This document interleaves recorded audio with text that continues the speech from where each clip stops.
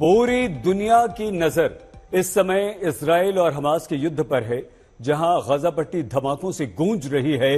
Israel के शक्तिशाली हथियार गजा पट्टी पर कहर बनकर बरस रहे हैं। युद्ध शुरू हुए आज 15 दिन पूरे हो चुके हैं, लेकिन इजराइल ने यह साफ कर दिया कि वो हमास के खात्मे से पहले रुकने वाला बिल्कुल नहीं है।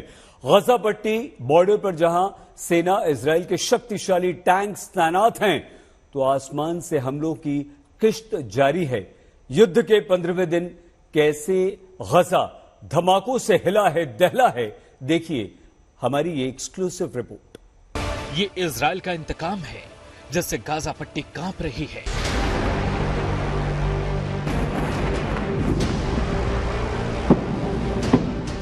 धमाकों का शोर शहर को समतल कर रहा है। आसमान से बमों की बारिश हो रही है।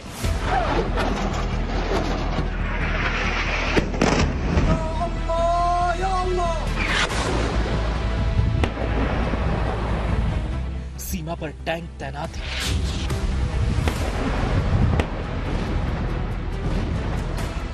इजराइल ने ठान लिया है कि वो हमास को खत्म करके ही दम लेगा। लेकिन इजराइल की राह आसान नहीं है। 15 दिन से धमाकों की गूंज जारी है।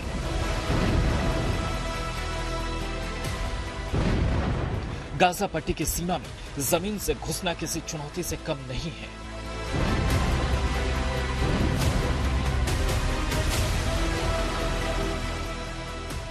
एक बार फिर इजराइल ने हमलों की किश्त जारी की और उसका वीडियो भी दुनिया को दिखाया।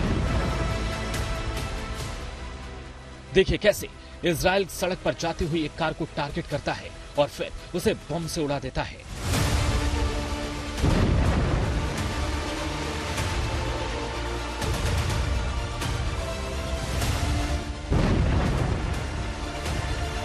अब देखिए हमले की दूसरी तस्वीर, कैसे हमास के ठिकाने को टारगेट किया जाता है और फिर पूरी बिल्डिंग उड़ा दी जाती है। इजराइल ने साफ कर दिया कि हमास को अपनी गुस्ताखी की कीमत चुकानी ही होगी।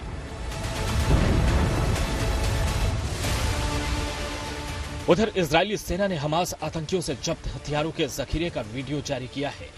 इजराइल की सेना ने वीडियो में बताया कि हमास के आतंकी कितने खतरनाक और आधुनिक हथियारों का इस्तेमाल करते हैं। हथियारों में रॉकेट लॉन्चर से लेकर हैंड ग्रेनेड तक हैं। गाजा में 4137 लोग मारे जा चुके हैं, जबकि इजराइल में 1400 लोगों की मौत हुई है। हमास 7000 रॉकेट हमले कर चुका है, जबकि इजराइल गाजा पट्टी पर अब तक 9000 बम गिरा चुका है। हमास के 9 टॉप कमांडर मारे जा चुके हैं, जबकि इजराइल की सेना को भी नुकसान हुआ है। गाजा के 30% घर तबाह हो चुके हैं, जबकि इजराइल के शहरों में भी काफी नुकसान हुआ है। हमास सिर्फ इजराइल का सामना कर रहा है, जबकि इजराइल के लिए लेबनान में हिजबुल्लाह का मोर्चा भी खुल चुका है। युद्ध के बीच गाजा के लिए राहत भरी खबर भी आई। मिस्र के साथ लगने वाली राफा क्रॉसिंग से राहत सामग्री के लिए बॉर्डर खोला गया।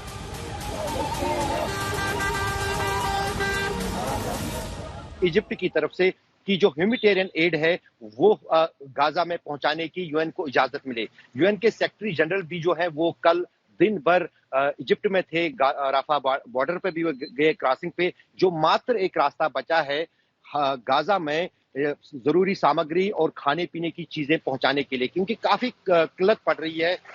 1/3 घर जो है गाजा में तबाह हो गए हैं। लोग सड़कों पर हैं या टेंटों में हैं, उनको कहीं अकोमोडेशन नहीं है। खाने की किल्लत है, पीने की पानी की सबसे ज्यादा किल्लत है।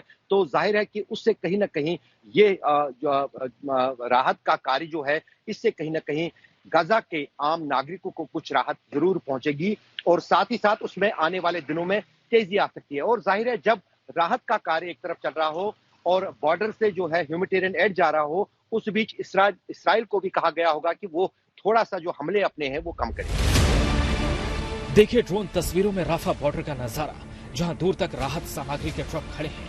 हालांकि शुरुआती रिपोर्ट के मुताबिक हमास ने सीमित तादाद में ट्रकों की एंट्री की ही इजाजत दी है। कई दिनों से राहत कर्मी भी राफा बॉर्डर पर इंतजार कर रहे थे, जिनको गाजा में एंट्री मिली है। कई दिन से यूएन राफा बॉर्डर खोलने की वकालत कर रहा था। कल यूएन महासचिव गुटेरस भी यहां गए थे। अब आपको मैप के जरिए राफा बॉर्डर के बारे में बताते हैं, जो युद्ध के हालात में गाजा में रह रहे लोगों के लिए लाइफलाइन है। गाजा से निकलने या गाजा में जाने के कुल 3 रास्ते हैं। इनमें से 2 इजराइल की सरहद पर हैं। इरेज क्रॉसिंग उत्तरी गाजा को इजराइल से जोड़ती है। केरेम शलोम क्रॉसिंग दक्षिणी गाजा की तरफ है और तीसरी राफा क्रॉसिंग है, जो मिस्र की सरहद पर है।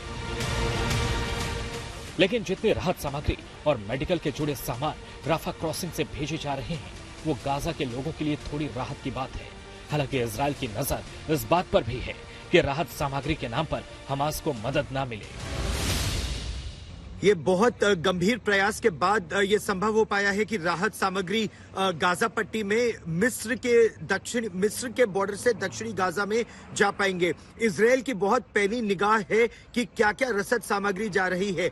वो खाना, पानी और दवाइयों पर तो मंजूरी दे दी इजराइल ने, लेकिन ईंधन की सप्लाई पर बहुत नाराजगी और प्रॉब्लम है इजराइल को, क्योंकि इजराइल को यह अंदेशा है कि जो राहत सामग्री आम जनता के लिए जाएगी या फिर अस्पतालों के लिए जाएगी, वही हमास के आतंकवादी उसको चुरा लेंगे और युद्ध के लिए इस्तेमाल करेंगे, खासतौर पर ईंधन का इस्तेमाल। इसीलिए वो चाहते हैं केवल खाना, पानी और दवाइयां जाएं, और वो भी सीमित मात्रा में। कब तक ये राफा बॉर्डर खुला रहेगा ये भी अभी मालूम नहीं है, लेकिन वहां जो लाखों लोग फंसे हैं, लगभग 7 से 8 लाख लोग कम से कम फंसे हैं, उनके लिए बहुत एक तरह से जीवन दान है। ये जीवन की एक नई रेखा उनके लिए खुल रही है। बहरहाल एक और राहत सामग्री पहुंचने से गाजा में लोगों को राहत मिली है, लेकिन आसमान से बरस रही आफत उनकी मुश्किलें बढ़ा रही है।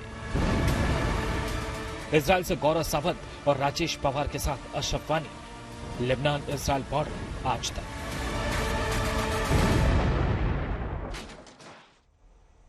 अब प्रश्न ये है कि आखिर कब तक ये युद्ध चलेगा, क्या शांति का कोई रास्ता निकलेगा।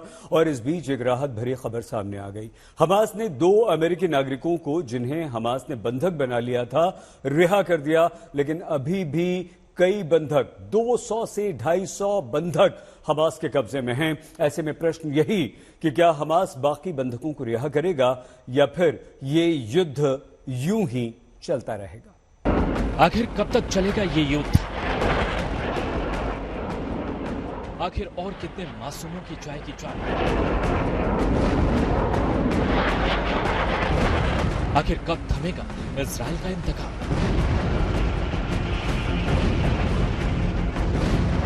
कैसे इजराइल कर पाएगा हमास का खात्मा?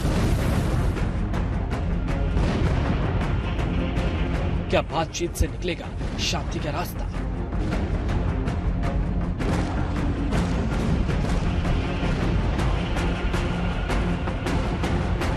इजराइल हमास युद्ध ने दुनिया को 2 गुटों में बांट दिया है। बातचीत और सुलह की हर कोशिश नाकाम होते दिख रही है। ना तो देश लगातार इजराइल का दौरा कर रहे हैं और खुलकर समर्थन में उतरे हैं, वहीं गाजा पर हमले मुस्लिम देशों का पारा गर्म कर रहे हैं। इन हमलों के बीच एक उम्मीद की किरण नजर आई। ऐसी तस्वीर जिसने इजराइल के यरूशलेम से लेकर अमेरिका के वाशिंगटन तक खुशी की लहर ला दी। अमेरिका की लगातार कोशिशों के बाद हमास ने अमेरिका के इन मां बेटी जुडीथ और नतालिया को अपनी कैद से आजाद कर दिया।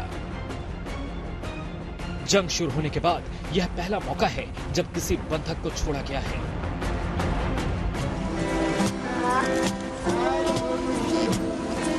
जिसके बाद इजराइल के लोग भी खुशियां मनाते दिखे। लोगों ने मोमबत्तियां जलाकर खुशी जताई। हालांकि इस रिहाई में कतर का बड़ा योगदान रहा, जिसकी मदद से दोनों अमेरिकी मां बेटी रिहा हो सकी। कतर के साथ जो अमेरिका की अंडरस्टैंडिंग काफी सालों से रही है, काफी दशकों से रही है, खास तौर से जब तालिबान और अमेरिका के बीच मध्यस्थता जो है कतर ने ही करवाई थी। वरना 20 साल से जिस अंदाज से अमेरिका अफगानिस्तान में जूझ रहा था, वहां पर भी कतर ने ही पूरी तरह से कहीं ना कहीं अमेरिका का बेड़ा पार कराया था। तो एक बार फिर जो फॉरेन मिनिस्टर है यूएस के, वो कतर के दौरे पर थे। कतर में उन्होंने कतरी सरकार के साथ बातचीत की और उससे ये संभव हुआ। और दूसरी बात महत्वपूर्ण ये है कि हमास की लीडरशिप जो है वो सबसे ज्यादा ऑपरेट कतर से ही करती है और कतर ही खाड़ी देशों में सबसे ज्यादा पैसा देने वाला हमास को भी है। नागरिकों की रिहाई के बाद अमेरिकी राष्ट्रपति जो बाइडेन ने दोनों अमेरिकी नागरिकों से फोन पर बात की। अमेरिका ने दोनों नागरिकों की रिहाई के लिए कतर को धन्यवाद दिया है। हमास ने अमेरिकियों की रिहाई को मानवीय आधार का नाम दिया, जिसके साथ ही हमास ने कहा कि अगर हालात स्थिर रहे तो वो और भी बंधकों को छोड़ेगा। इजरायल ने इसे हमास के अंदर बैठा इजरायल के पलटवार का खौफ बताया। वहीं हमास के इरादों पर भी सवाल खड़े किए। अमेरिका चाहता है कि ज्यादा से ज्यादा बंधकों की रिहाई तक इजरायल सीधे एक्शन से बचे। देखिए, जब बाइडेन से पूछा गया कि क्या इजरायल को बंधकों की रिहाई तक सीधे हमले से बचना चाहिए, तो बाइडेन ने क्या कहा। इन हमलों के बीच आज काहिरा में शांति शिखर सम्मेलन की बैठक हुई। फलस्तीनी राष्ट्रपति महमूद अब्बास ने आज काहिरा शांति शिखर सम्मेलन में अपने उद्घाटन भाषण के दौरान कहा कि हम अपनी जमीन नहीं छोड़ेंगे, हम इसी पर रहेंगे। अरब नेताओं ने गाजा में चल रहे इजरायल की बमबारी की निंदा की। उन्होंने इजरायल और फिलिस्तीनियों के बीच दशकों से चल रही हिंसा को खत्म करने के लिए मध्य पूर्व शांति समझौते तक पहुंचने के लिए नए सिरे से प्रयासों की बात कही। सिचुएशन में कुछ थोड़ा सा नरमी कल शाम से दिख रही है, जब से दो अमेरिकी नागरिकों को, जिनमें एक माँ और बेटी को हमास ने जो अनकंडीशनल छोड़ा है कतर की मध्यस्थता से, उसके बाद थोड़ा सा तनाव में कुछ कमी दिख रही है यहाँ इस दक्षिणी लेबनान के बॉर्डर में भी। और सबसे बड़ी बात जो आज की घटना है कि 15 दिन के बाद जो है आखिरकार जो है अमेरिका के दखल के बाद जो राहत सामग्री है वो रफा बॉर्डर से जो है गाजा में छोड़ दी गई है। इस बीच मुस्लिम देशों में इजरायल को लेकर जबरदस्त गुस्सा देखने को मिल रहा है, जहां भारी संख्या में फिलिस्तीन के समर्थन में लोग सड़कों पर उतरे हुए हैं। विरोध प्रदर्शनों को ध्यान में रखते हुए राष्ट्रीय सुरक्षा परिषद ने मिस्र और जॉर्डन के लिए यात्रा अलर्ट स्तर को बढ़ा दिया है, यानी इजरायलियों के लिए इन देशों की यात्रा नहीं करने को कहा गया है।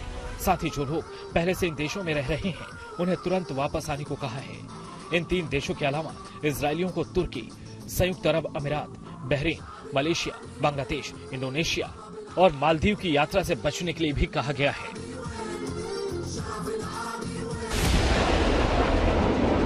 पूरी दुनिया युद्ध को लेकर 2 गुटों में बटी हुई है। ऐसे में शांति की कोशिश भी जारी है, जिसका केंद्र ये बंधक है जिनकी रिहाई से बातचीत का रास्ता आसान हो सकता है। इजरायल से गौरव सावंत और राजेश पवार के साथ अशरफ वानी, लेबनान इजरायल बॉर्डर, आज तक।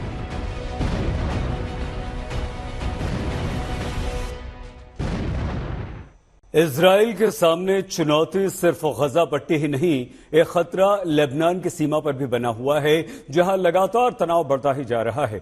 ऐसे में इजराइल ने लेबनान की सीमा पर भी अपनी तैयारियां पूरी कर रखी हैं, जहां हिजबुल्लाह के ठिकानों को इजराइल लगातार टारगेट कर रहा है, बर्बाद करने का प्रयास कर रहा है। गाजा पट्टी पर इजराइल के धमाके जारी हैं, लेकिन खतरा सिर्फ एक मोर्चे का नहीं है। इजराइल के खिलाफ दूसरा मोर्चा लेबनान बॉर्डर है, जहां हिजबुल्लाह के आतंकी हमले के लिए आला कमान से सिर्फ आदेश का इंतजार कर रहे हैं। ऐसे में इजराइल लगातार लेबनान सीमा को लेकर भी सतर्क है, जहां हिजबुल्लाह के ठिकानों पर भी हमलों की किश्त जारी हो रही है।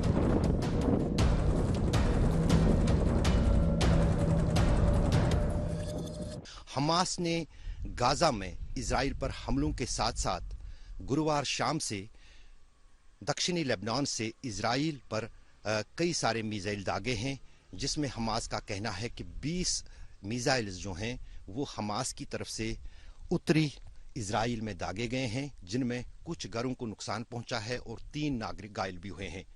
दूसरी तरफ पहली बार मेरे पीछे जो इस दक्षिणी लेबनान में मेडिटेरियन सी है, वहां पर भी हिजबुल्लाह की तरफ से एक मिसाइल इजराइल के नेवी बेस पर जो है दागा गया है, जिसमें क्या नुकसान हुआ है अभी इसकी जानकारियां नहीं मिली है। लेकिन अगर दक्षिणी लेबनान में देखें, यहाँ पर हिजबुल्लाह की तरफ से सबसे जो देखा जा रहा है कि वो इजराइल के इंफ्रास्ट्रक्चर और कम्युनिकेशन सिस्टम को तबाह करने में पिछले कई दिनों से लगा हुआ है और लगातार जो सीसीटीवी कैमराज और सर्वेलेंस यहाँ दक्षिणी लेबनान में इजराइल की उत्तरी सीमा पर पिछले कई दशकों के दौरान इजराइल ने बनाया है उसको तबाह कर रहे हैं। और माना जा रहा है कि इसका कारण यही है ताकि इजरायली सेना की तरफ से बिल्कुल जो है कोई सर्वेलेंस या इंटेलिजेंस सिस्टम इस सीमा पर नहीं रहे। लेबनान सीमा से सटे इलाकों में इजराइल ने अपनी सुरक्षा भी दुरुस्त कर दी है ताकि हिजबुल्लाह के हमलों से अपने नागरिकों को बचाया जा सके। मैं इस वक्त किबुत्स एलात हाशखा में हूँ और ये एक किबुत्स है जो लगभग लेबनान बॉर्डर से 15 किलोमीटर दूर है इजराइल के अंदर। और जो मेरे पीछे आप देख रहे हैं वहां पर ट्रेलर के ऊपर वो एक मोटे लोहे का शेल्टर लाया गया है। ऐसे शेल्टर अब हर किबुत्स में यहाँ लाए जा रहे हैं ताकि अगर चीजें बढ़ जाती हैं, अगर हिजबुल्लाह अटैक बढ़ा देता है और इन किबुत्स पे बमबारी होती है कल, तो जो आम आदमी है यहाँ पर वो ऐसे शेल्टर्स में जाके ऐसे हालात में शरण ले सकते हैं और उस बमबारी से सुरक्षित रह सकते हैं। और हम देख रहे हैं कि ऐसे शेल्टर्स अभी जितने भी बॉर्डर के आसपास छोटे कस्बे हैं या किबुत्स हैं या गांव हैं वहां लगाए जा रहे हैं, क्योंकि इजराइल इस समय उम्मीद कर रहा है कि ऐसा लग रहा है कि सिचुएशन और खराब होगी और हिजबुल्लाह की तरफ से बमबारी बढ़ेगी और ज्यादा लंबे इलाकों में जो थोड़े अंदर भी पड़ते हैं इजराइल में वहां तक वो बमबारी हो सकती है। लेबनान से नया फ्रंट खुलने का खतरा बढ़ गया है। बॉर्डर पर इजरायली सेना और मिलिशिया ग्रुप हिजबुल्लाह की सक्रियता बढ़ी है। इजराइल ने लेबनान सीमा से सटे शहर खाली करवा लिए हैं।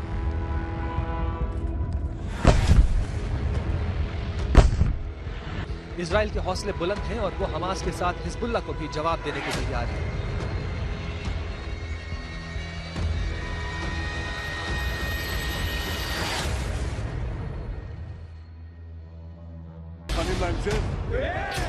इजराइल के पीएम नेतन्याहू भी एक साथ दो मोर्चे पर लड़ने के लिए तैयार दिखते हैं।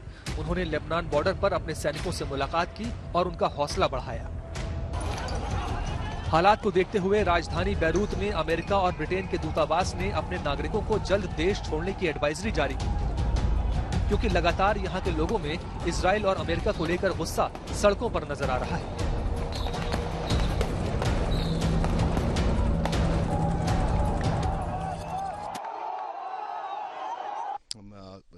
खाड़ी के देशों में एक बार फिर फलस्तीन के समर्थन में और इजराइल और अमेरिका के विरोध में प्रदर्शन हुए, जिनमें हजारों की तादाद में नमाज के बाद लोग शामिल हुए। और जाहिर है कहीं ना कहीं जो है खाड़ी देशों में एक तरह से एक माहौल बनाया जा रहा है इजराइल के खिलाफ और यहाँ के जो शासक हैं उन पर जनता की तरफ से बहुत दबाव बढ़ रहा है कि वो इजराइल के खिलाफ कार्रवाई में हमास का साथ दें। और दूसरी तरफ जिस अंदाज से इजराइल जिद पे अड़ा है और अमेरिका का उसको पूरा समर्थन हासिल है, उससे इस पूरे खाड़ी में तनाव जो है वो दिन ब दिन बढ़ता जा रहा है। अशरफ वानी, दक्षिणी लेबनान, आज तक।